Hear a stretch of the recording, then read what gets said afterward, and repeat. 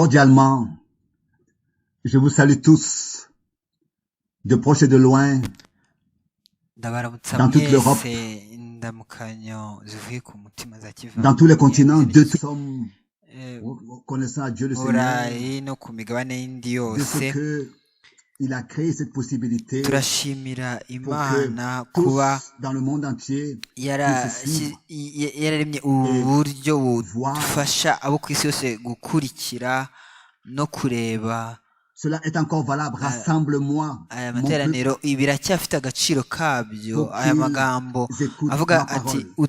unteranyirize ubwoko bwanjye Aujourd'hui, kugira là, bwumve partout ijambo où ryanjye. nous sommes rassemblés, Uyu munsi nanone il s'accomplit aho alors hose là aho où deux ou duteraniye, trois iri sont jambo réunis rirasohora rivuga nom. ngo aho babiri cyangwa Là, batatu je suis bateranira mu izina parmi eux. ryanjye mba ndi aho hagati yabo. Et comme la chorale vient de le chanter, que ton esprit se déverse sur nous tous. Nk'uko korali imaze Le kuririmba, Saint-Esprit conduit umwuka dans wawe toute la utumanukire vérité. twese, Le Saint-Esprit umwuka wera uyobora mu kuri kose. a inspiré la sainte parole. Et Umwuka seulement, wera niwo wahumekeye c'est ijambo seulement par le ryera, Saint-Esprit kandi la parole pourra et nous sera révélée. ijambo ry'Imana Que nous rizaduhishurira nous binyuriye sommes dans mu un temps mwuka wera particulier, wonyine. nous l'avons tous Turi compris. ho mu bihe byihariye, Nous avons compris twese twabyumvise, aussi ce que le changement climatique apporte, le twumvise réchauffement n'ibyo de la ubushyuhe terre et bw'umubumbe maintenant avec ce w'isi virus, le corona, icyo bizana, ndetse incompréhensible. n'iyi En 6 virusi semaines, korona yitwa plus de korona. 100 Nuko 000 rero personnes mu sont byumweru mortes. bibiri hamaze gupfa abantu barenga Et la question ibihumbi ijana. est où Nuko est-ce qu'ils passeront ikibazo twibaza Est-ce ni qu'ils étaient mbese iteka ryabo rencontrer bazarimara le hehe? Mbese bari biteguriye dans la gusanga prédication guhura n'umwami? de l'évangile? Mu kibwiriza La cy'ubutumwa chose principale bwiza, consiste à ce que ikintu nous puissions cy'ingenzi ni uko montrer d'une manière claire tubasha aux kwerekana hommes que Jésus-Christ, mu notre buryo Seigneur, bugaragara, est mort pour tukereka nous. abantu ko Tel que Yesu aujourd'hui Kristo umwami encore wacu nous allons yadupfiriye, l'observer. nk'uko Nous n'uyu munsi turi Nous sommes bubibone. dans le temps de la Pâque. Turi mu bihe bya Bien-aimés frères et pasika. sœurs et Ko bien-aimés bene na bashiki amis, banjye, inshuti nkunda, les 68 ans passés, mu myaka à mirongo chaque itandatu Pâque, à chaque n'umunani vendredi de la Pâque, ishize, j'étais buri aux réunions, kuwa où j'ai prêché. gatanu À chaque samedi, wa chaque pasika dimanche, najyaga mu materaniro nkabwiriza, na buri kuwa gatandatu wa pasika et nous nous sommes réunis en tant qu'église pour twarateranaga écouter tugaterana la sainte et précieuse nk'itorero kugira ngo parole. twumve ijambo Et ryera ry'igiciro kinini. dans cette année, Ariko muri uyu tout mwaka a changé. byose byarahindutse. Dushobora que la fin des kuvuga yuko iherezo est ry'ibihe proche. riri Je ne peux pas bugufi.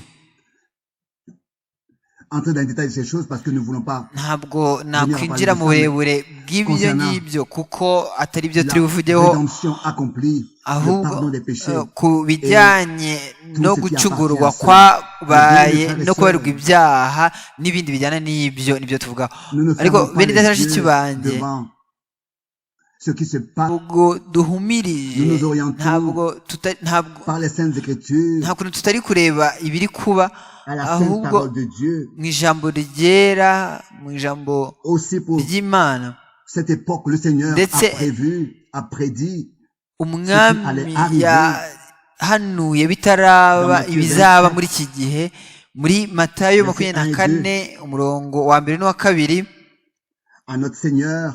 3 questions ont été posées. Umwami wacu yabajijwe Quand ibibazo est-ce que bitatu, le temple ngo ni ryari sera détruit et urusengero quel sera le ruzasenywa, signe de ton ikimenyetso cyo ensuite, le signe kugaruka kwawe ni de la ikihe? fin Nuko du monde. babaza n'ikimenyetso Et dans cy'imperuka Matthieu 24, y'isi icyo ari cyo. verset 14, Nuko muri nous Matayo makumyabiri na lisons kane ku murongo wa cette bonne makumyabiri na kane umurongo wa nouvelle cumi na du kane royaume haravuga ngo sera prêchée dans le monde turasoma entier, kandi ubutumwa bwiza bw'ubwami buzigishwa mu isi au yose service témoignage. Et ngo que bube à toutes les nations ubuhamya viendra bwo la fin. guhamiriza amahanga yose Matthieu 24, nibwo verset imperuka 14, je suis izahera conscient ko iza matayo 24:14 que les 14. incroyants nzi neza yuko abatizera n'aiment pas entendre parler de la fin du monde. ntago bakunda kumva babwirwa iby'imperuka y'isi, bose bashaka gukomeza kubaho no gukomeza gukora ibyo bishakiye, ariko Imana ifite umugambi w'abatuye isi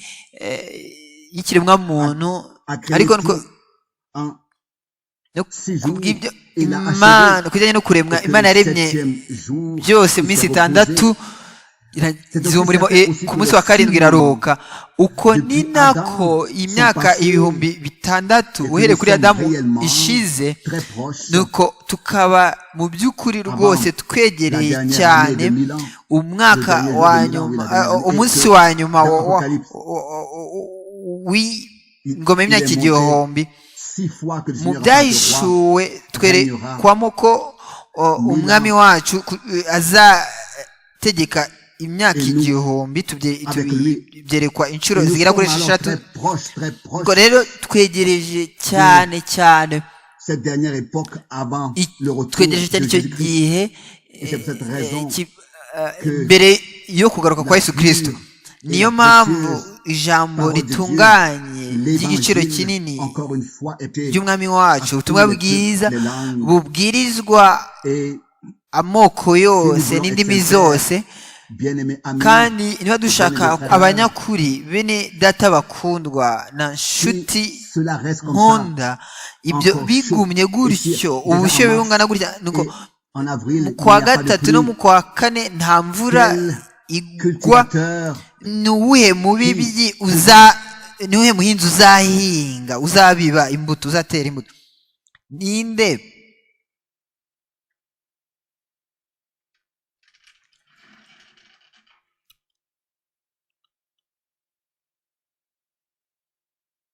Ensemencer, apporter la semence, uzatera imbuto mu murima, niba mbere imvura itabanje gutegura ubutaka. Bakundwa bene data na bashiki banjye, ibyo twarabibonye, mwumvise amakuru y'uko amashyamba ari gushya, ariko ibiri kuba byose turi muri ibyo. Nanone ibyanditswe muri Matayo 24, hazaba inzara, ibyorezo no gukuka umutima, ibyo byose no kwiheba, ibyo byose byavuzwe mu butumwa bwiza kandi byahanuwe bitaraba, none bigeze imbere yacu.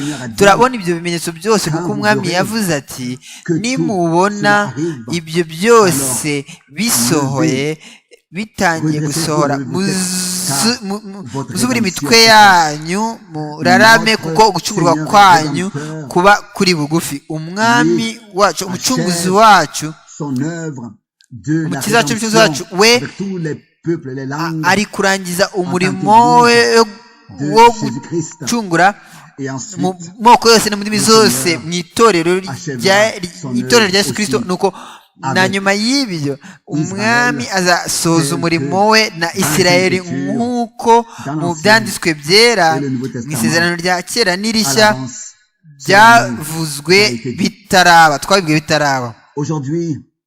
Uyu munsi je voudrais de ce chapitre particulier, muri iki gice 53 cy'umwihariko cya Yesaya 53, nous devrions ndasoma iminota 30.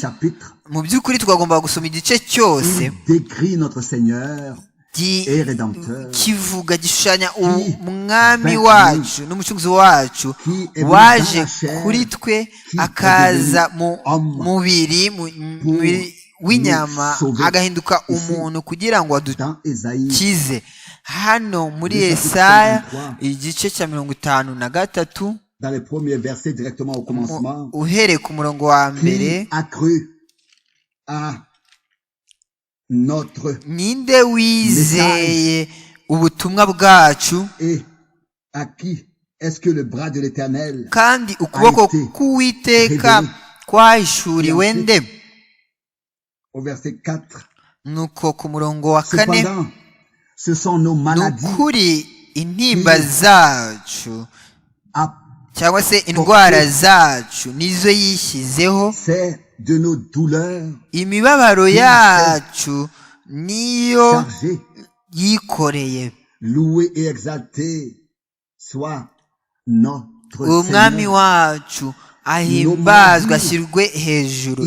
Indwara zacu, uburwayi bwacu byishyizeho, imibabaro yacu yarayikoreye, ariko twebweho twatekereje nk'uwakubiswe n'Imana, agacumitwa nayo, agahitamishwa n'imibabaro. Nyamara ibicumuro byacu nibyo yacumitiwe, yashenjaguriwe gukiranirwa kwacu, igihano kiduhesha amahoro cyari kuri we, kandi imibyimba ye niyo adukirisha cyangwa dukizwa n'imibyimba ye. Nuko umuntu w'Imana hano yakomeje yandika ngo twese twayobye nk'intama zizimiye.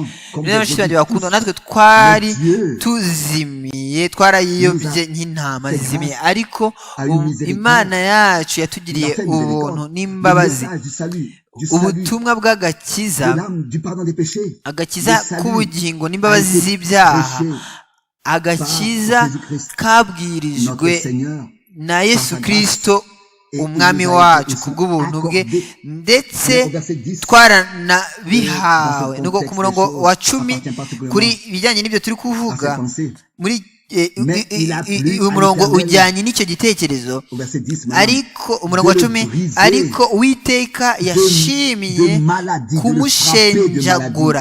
Mu Kidage baravuga ngo Imana byayishimishije kumukubita uburwayi, yaramubabaje, ubwo bugingo bwe buzitambaho igitambo cyo gukuraho ibyaha, azabona urubyaro, azarama.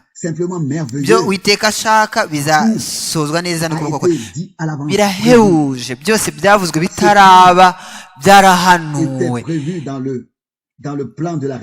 ibyari bigenwe n'Imana mu mugambi w'agakiza. Tugiye mu Isezerano Rishya, by'umwihariko mu gice cya 27 cya Matayo, ndetse no mu bundi butumwa bwiza, umwami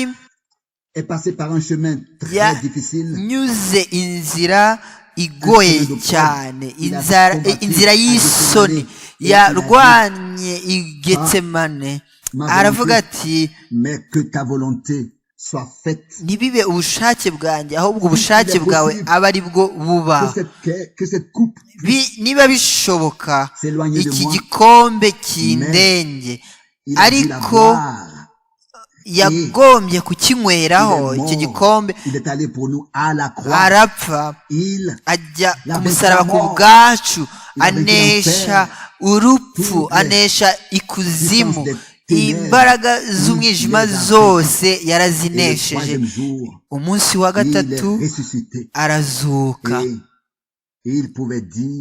Yashoboraga kuvuga ngo ndiho, kuko ndiho namwe muzabaho. Hano muri Matayo igice cya 27,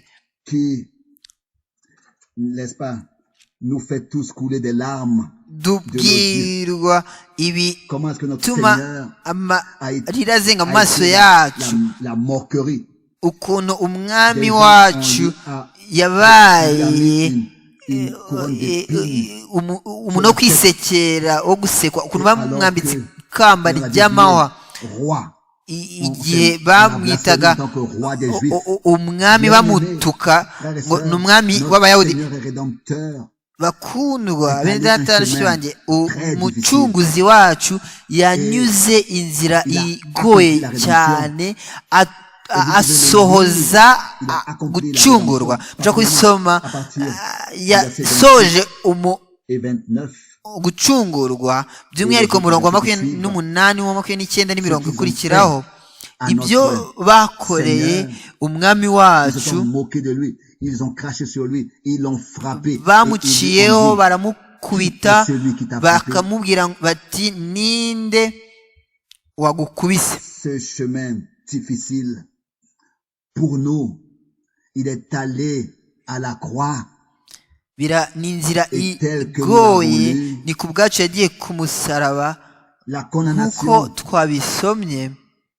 Qui aurait dû tomber sur nous, igihano cyangwa urubanza rwagombaga kujya ku kiremwa muntu cyose, we yarakikoreye ku musaraba i Golgota. Aho yafashe umwanya wanjye n'umwanya wawe, icyimbo cyanjye n'icyimbo cyawe, nuko ku bwacu atanga amaraso ye yera, amaraso y'isezerano rishya, nk'uko twabivuze kenshi mu Balewi 17 umurongo wa 11 handitsemo ngo ubugingo bw'umubiri buba mu maraso, mu maraso y'umwami wacu n'umucunguzi wacu harimo amaraso y'Imana yatanze ku bwacu, ndetse umukumbi wacungujwe amaraso wakira ku bw'ubuntu ubugingo bw'Imana, ubugingo buhoraho, nk'uko byanditswe ngo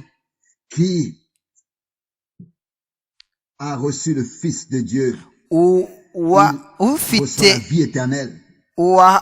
wakiriye umwana w'Imana afite ubugingo buhoraho, kandi udafite umwana nta nubwo aba afite ubugingo buhoraho. Ni ibyangombwa yuko twe nk'abantu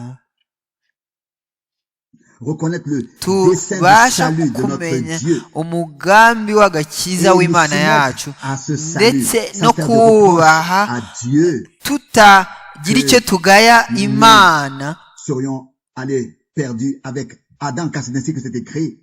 Kuko twakabaye twararimbukanye na Adamu, ngo kuko niko byanditswe ngo kuko icyaha cyazanywe n'umwe, uko niko bose binjiye mu rupfu, binjiye mu cyaha, uko niko binyuriye mu gukiranuka k'umwe, uko niko gukiranuka kwaje kubizera umwami wacu bose. Nanone turabivuga, umwami wacu yakurikiye iyo nzira irimo y'isoni, aca i Getsemani azamuka i Golgota, aravuga ati byose birarangiye, gucungurwa kurasohora. Imana yari muri Kristo, nuko yunga isi nayo ubwayo. Ntabwo bihagije kwizihiza kuwa gatanu wa Pasika cyangwa kwizihiza Pasika, ahubwo umuntu ku giti cye akwiriye kugira umwitozo w'ibyabaye, kwisogongerera ibyabaye, imbabazi z'ibyaha, agakiza k'ubugingo bwacu twagiriwe ubuntu bwo wahabwa ibyo ngibyo mu buzima bwacu bwite. Mu gihe cyo gutanga inshingano z'ivugabutumwa, umurimo waratanzwe ngo mujye ku isi yose mubwirize ubutumwa bwiza ibyaremwe byose. Uwo ni umurimo watanzwe n'Imana, kubwira ikiremwamuntu cyaguye yuko Imana yari muri Kristo, ntawe ukwiriye kurimbuka. We nk'umucunguzi wacu, urubanza rwacu yarwishyizeho, ndetse yapfiriye ku musaraba, arahambwa, nuko ku munsi wa gatatu arazuka mu bapfuye. nuko Dans l'évangile de dusoma Jean, mu butumwa bwiza bwa Yohana au chapitre 19, mu gice cya 19 verset 33, ku murongo wa 33.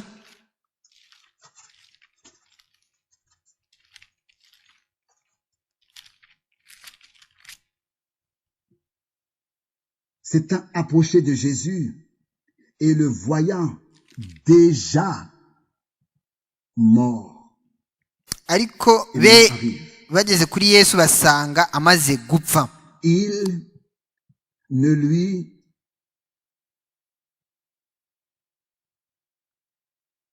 rompirent pas les jambes,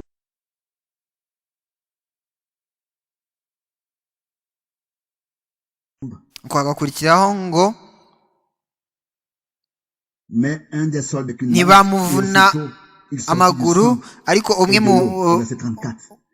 muri bo amucumita icumu mu rubavu n'amazi. Ku murongo wa 34 nuko umwami aravuga ati ngo byose birarangiye.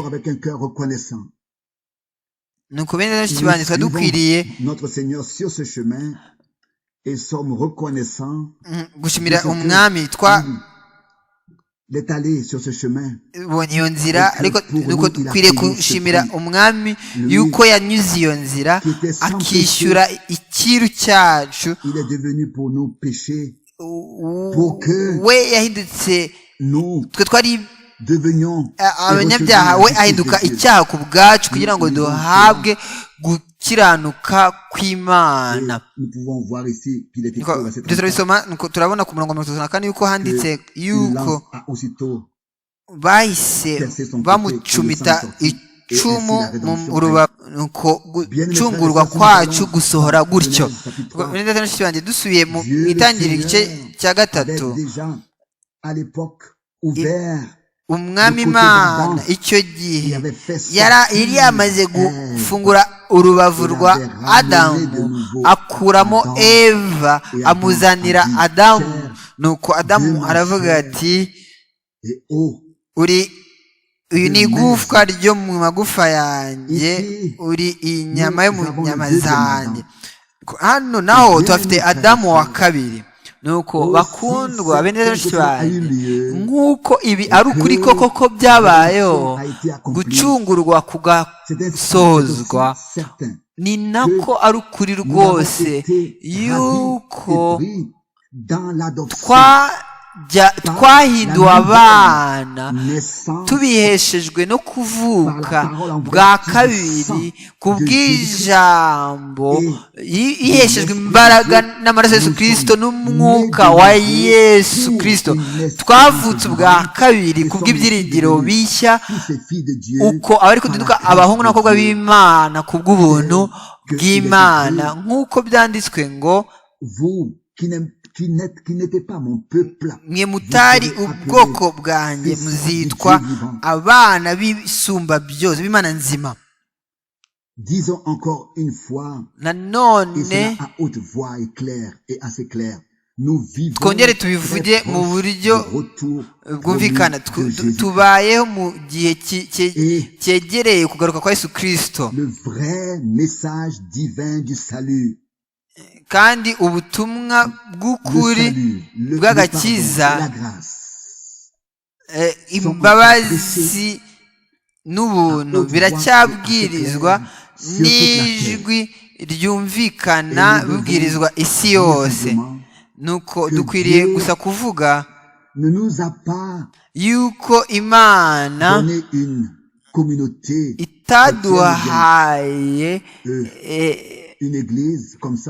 itorero cyangwa ihuriro ry'abantu gutyo ba Gikristo, ahubwo yaduhaye kwizera umurimo wo gucungurwa, nuko tugahabwa ububasha n'ubushobozi bwo kuba abana b'Imana, tukareka kuba abana b'abantu, ahubwo tukaba abana b'Imana tuvutse ubwa kabiri, tubyawe n'imbuto itabora y'ijambo ry'Imana, ariyo mbuto yabibwe mu mitima yacu.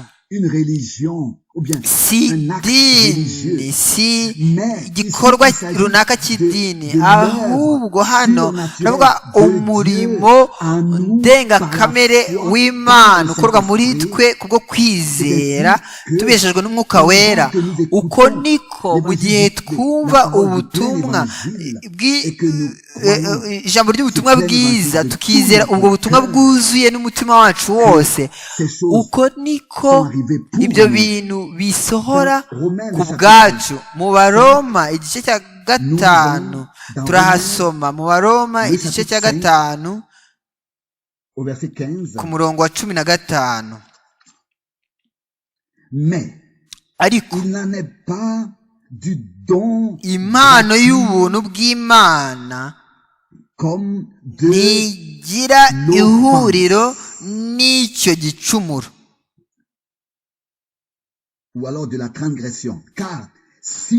kuko ubwo igicumuro cy'umwe cyateje abantu benshi urupfu, niko ubuntu bw'Imana n'impano y'ubuntu bw'umuntu umwe ari we Yesu Kristo byarushijeho gusaga benshi bizeye. Hano umwami umucunguzi wacu yaje gutura hamwe n'ikiremwa muntu nk'umuntu. We nk'umwami Imana ntabwo ashobora gupfa kuko Imana idapfa, ariko jambo yahindutse umubiri. Umwami w'ubwiza yaje kuri twe muri iyi si, aravuka. Umunsi wa 8 arakebwa. Bakundwa bene data na bashiki banjye, ibyo byose byabaye ku bwacu. Yagombaga guhinduka umuntu kubw'umuntu kugira ngo tubashe kugarurwa mu gihagararo cy'abahungu n'abakobwa b'Imana. Noneho turasoma ku murongo 18 Abaroma igice cya 5. Nuko rero ubwo igicumuro cy'umuntu umwe cyateye ko abantu bose bacirwaho iteka, ni nako icyo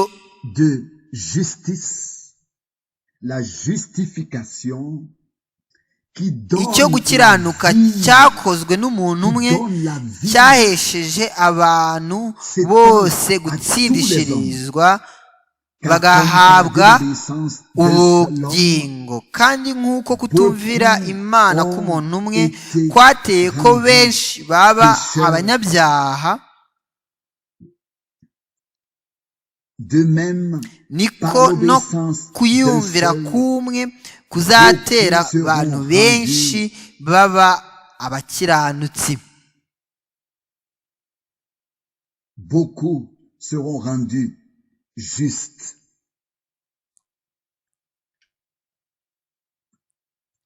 Ça, c'est puissant. Ibi plus de condamnation en raison imbaraga nyinshi, nta gucirwaho iteka kukiriho, kuko binyuriye muri umwe kutumvira kwe niwe urupfu rwinjiriyemo ku isi. Ariko nanone kubw'umurimo wera wo gucungurwa ukozwe n'umwe wari uwumvira ndetse akumvira kugeza no ku rupfu ku musaraba, uko ni nako ku bwacu natwe twese twatsindishirijwe umwami wacu kubwo kumwizera we aba ari we uhabwa icyubahiro, ubwiza no kuramwa kugera mu iteka ryose. By'umwihariko tous ces versets précieux iyi mirongo yose y'igiciro cyinshi, imirongo ya Bibiliya itwereka ibyabayeho ku bwacu. Mu Befeso igice cya 3 ku murongo wa 11 turahasoma. Efeso igice cya 3 umurongo wa 11 turahasoma. Nk'uko yabigambiriye kera kose muri Kristo Yesu umwami wacu. Nk'uko yagambiriye kera kose agasohoza ibyo yagambiriye muri Kristo Yesu umwami wacu, umucunguzi wacu, umukiza wacu. Uwo ni umugambi uhoraho kuva mu iteka. Imana yabisohoje muri Kristo umucunguzi wacu. Ibyo Imana yagambiriye mu iteka ni muri Yesu Kristo umukiza wacu n'umucunguzi wacu. Ku bw'ubuntu bwayo yasohoje ibyo ndetse abiduha ku bw'ubuntu. Mbega amahirwe, mbega ubuntu bene bashiki banjye, mu moko yose no mu ndimi zose ku isi hose. Turabibwira abantu bose ndetse twabivuga mu izina ry'umwami wacu yuko twizera n'umutima wacu wose, ndetse turabyizera ijana ku ijana. Twizera ibyo Imana yatubwiye mu ijambo ryayo, turabyizera ijana ku ijana. Twizera yuko agakiza no gucungurwa byasojwe, byabaye, byakozwe, ndetse umuvumo n'urubanza byatuvuyeho bigashyirwa ku mwami wacu, ku mucunguzi wacu n'umukiza wacu, ndetse ko twebwe abana b'abantu twahindutse, twagizwe abana b'Imana ku bw'ubuntu bw'Imana. Uko niko Imana uhereye mu iteka ryose ukagera mu iteka mu mugambi wayo, uko niko yabigambiriye, uko niko yabishatse, uko ni nako mu gihe cyacu iri gusohoza mu bacunguwe umurimo wayo. Nanone mu Efeso igice cya mbere umurongo wa 7, en lui nous avons la rédemption par son sang, niwe waduhesheje gucungurwa ku bw'amaraso ye, ariko kubabarirwa ibicumuro byacu nk'uko ubutunzi bw'ubuntu bwayo buri. C'est simplement merveilleux. Birahebuje gusa. Umwami wacu aba ari we uhabwa ubwiza bwose, ndetse nk'uko twabivuze twitangira, tubayeho bugufi cyane mu minsi y'ubuntu. Nk'uko nabivuze, ubutumwa bwiza buzabwirizwa nk'ubuhamya ku mahanga yose. Ni uko umwami wacu yaravuze ati iherezo imperuka izahera ko iza, muri Matayo 24:14. Abantu babyizere cyangwa ntibabyizere, Imana yo ku bw'ibyo ntabwo izabura gukora ibyo yagambiriye. Izasohoza umurimo wayo kugera ku musozo, kandi hahirwa umuntu ushobora kwizera, ubasha kwizera nk'uko ibyanditswe bivuga, nk'uko Bibiliya bivuga, kugera ku ijambo rya nyuma rivuga ngo turi bugufi cyane mbere yo kugaruka kwa Yesu Kristo. Byose bikwiriye guhuzwa n'Imana 100% ndetse n'ijambo ryayo. Mu gihe cyacu Imana mu by'ukuri yagize abantu bihariye. Uyu munsi ushobora kubivuga kuko ibyo byose nabibayemo ubwanjye, narabyiboneye. Bibe ibi biterane bikomeye na Billy Graham wari uwo mu itorero rya Batiste, ariko ku isi yose yamenyekanye, yamamaye nk'ubwiriza ubutumwa, ahamagarira benshi kuri Kristo.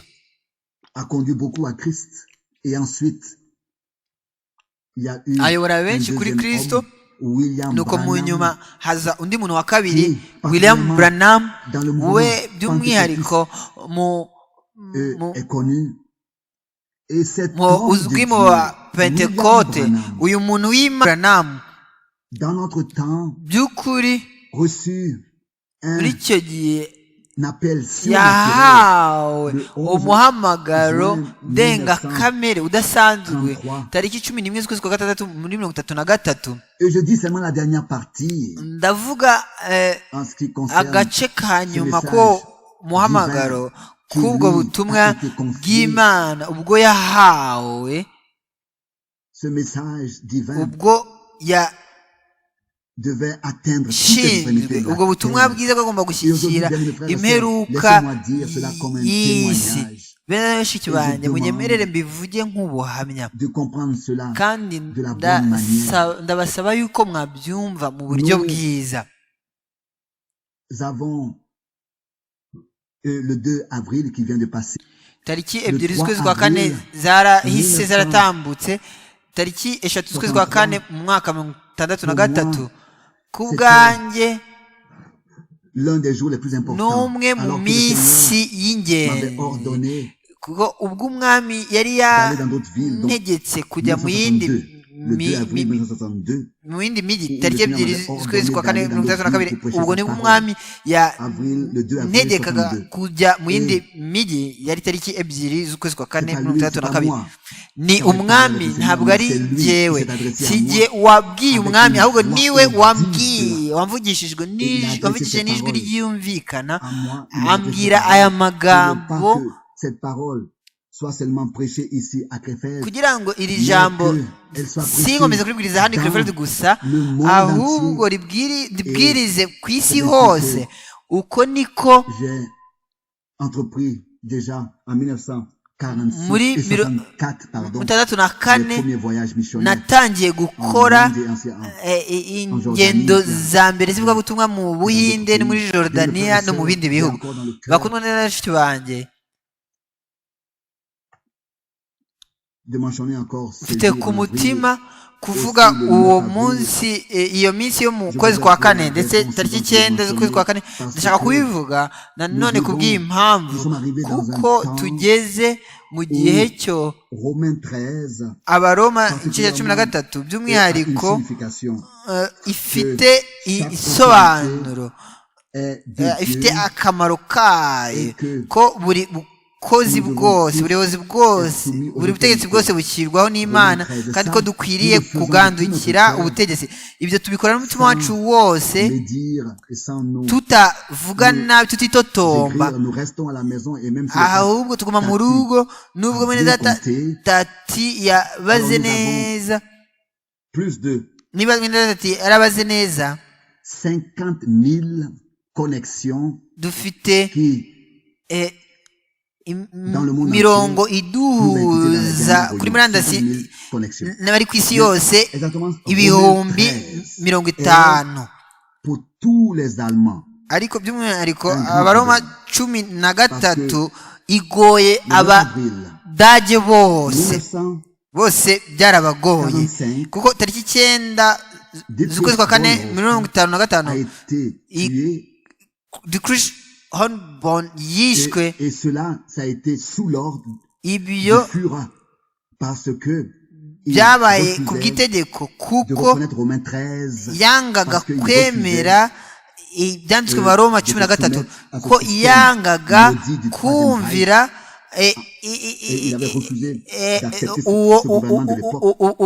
guverinoma y'icyo gihe yicanaga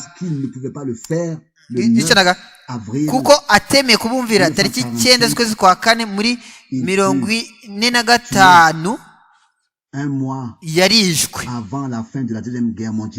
Byari ukwezi kumwe mbere y'uko intambara ya kabiri y'isi irangira. Mbivuze ku bw'iyi mpamvu yuko ijambo ry'Imana dushobora kurikoresha nabi. Kumvira ijambo ry'Imana tukaganduka nk'uko umwami abidushoboje. Donc aussi le 10 avril na tariki 1966 icumi z'ukwezi kwa kane mirongo était itandatu na aussi un gatandatu jour particulier. nawo Le wari 10 avril umunsi wihariye 1966, tariki icumi j'étais z'ukwezi kwa kane mirongo itandatu na à gatandatu l'ensevelissement ubwo de cet homme de narindi Dieu que je viens de ku mentionner aux gushyingura États-Unis. ku uwo muntu Et le w'imana 10 nari maze kuvuga avril nuko tariki icumi z'ukwezi kwa kane 1966, muri mirongo itandatu na gatandatu Je suis mirongo inani allé, mirongo itandatu na gatandatu n'est pas nagiye dans la chambre mu où cyumba les corps sont et aho umubiri wari uri je suis allé avec le directeur. Je suis descendu les njyanwa n'umuyobozi marches et là, ndamanuka Frère Branham était allongé. aho mwene Et Branham tous, nous savons, donc, umurambo wari c'était, urambitse nous savons tous que wari uryamishijwe il avait eu un accident mu en buruhukiro décembre nuko 65 rero murabizi mwese ko mu Eh. kuboza mu kwezi kwa cumi na kabiri mirongo itandatu na gatanu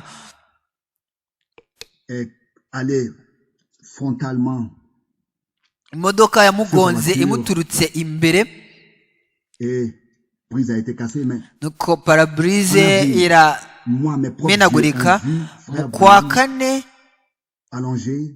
J'ai amaso vu que yanjye yiboneye son mwene visage Branham était aho yari resplendido, aryamishijwe il souriait. mu maso yari akeye amwenyura yari yambaye ikoti yari apfuye aryamishijwe ariko amwenyura nk'uko nari nsanzwe muzi adafite igikomere na kimwe ntabwo wamenya ko yari yarakoze impanuka ingana gutyo yari yakize neza Le cercueil, namubonye ari mu isanduku bien habillé, une belle cravate. mu buruhukiro bw'abapfuye En 1966, yambaye ikoti na karavati nabibonye tariki icumi z'ukwezi kwa kane mirongo itandatu na gatandatu tariki cumi n'imwe nibwo bamushyinguye tariki cumi n'ebyiri ntumira bene data bose bari bafite inshingano demander mbasaba yuko ibibwiriza by'uyu muntu w'imana William Branham mwene data Branham ibyari byarafashwe kuri za kasete icyo gihe yuko ibyo bibwiriza byose bicapwa mu bitabo bikabasha gusobanurwa mu zindi ndimi nuko bene data na bashiki banjye bakundwa ntabwo mbivuga ku bwanjye ahubwo iyo hatabaho mwene data Frank ku itariki cumi n'ebyiri z'ukwezi kwa kane mu gihumbi kimwe magana cyenda mirongo itandatu na gatandatu i Jeffersonville ntabwo hari kubaho ikibwiriza na kimwe cya mwene data Branham cyanditswe mu gitabo bose bari batashye mu rugo bacitse intege ariko Imana inkoresha kugira ngo mbashe kwemeza bene data yuko ibibwiriza bikwiriye gucapwa mu bitabo kugira ngo bibashe gusobanurwa mu zindi ndimi iyo dusubije amaso inyuma kuri iyo myaka yose ishize uhereye mu mwaka w'igihumbi kimwe magana cyenda na mirongo itanu n'umunani twari twaratangiye gusobanurira ibibwiriza bene data Branham ndetse n'ibindi twakomeje kubisobanura na bene data bose mu bihugu bitandukanye uko ni nako nabo basobanurira bahinduye ibibwiriza mu zindi ndimi ibyo bintu ndabivuze kubwira impamvu kuko Imana yo kubw'ubuntu bwayo byose yari yarabiteganije yari yarabigambiriye nuko twese byose mu gihe gikwiriye ahantu bikwiriye ko bisohora noneho ubutumwa bwiza bubasha gusohora ndetse bwamaze no gusohora bwamaze gushikira impera y'isi nk'uko nabivuze ku itangiriro umwami wacu bwe yarabivuze ubu butumwa bwiza bw'ubwami buzabwirizwa mu isi yose ngo bube ubuhamya bwo guhamiriza amahanga yose ibyo ngibyo byarasohoye mu gihe cyacu n'umutima w'umunyakuri imbere y'Imana nshobora kubivuga imbere y'Imana nti ibi byanditswe byose ndetse n'ibyo Imana yagambiriye se sont accomplis ku bw'iki gihe devant nos yeux. byasohoye imbere y'amaso yacu ndetse no ku bijyanye n'imperuka y'ibihe ibimenyetso by'ibihe Arrivé devant nous, byasohoye imbere yacu nk'uko ubuhanuzi bwa Bibiliya buri ku bwacu by'umwihariko ni iki gice kireba itorero guhamagarirwa gusohoka gutegurirwa umunsi w'ubwiza wo kugaruka kwa Yesu Kristo umwami wacu kuko uko niko ibyo byari byarabwiye mwene Branham yuko nk'uko mwene Branham yohererejwe n'integuza cyangwa ubanziriza kuza kwa mbere kwa Kristo uko ni nako ubutumwa ubwo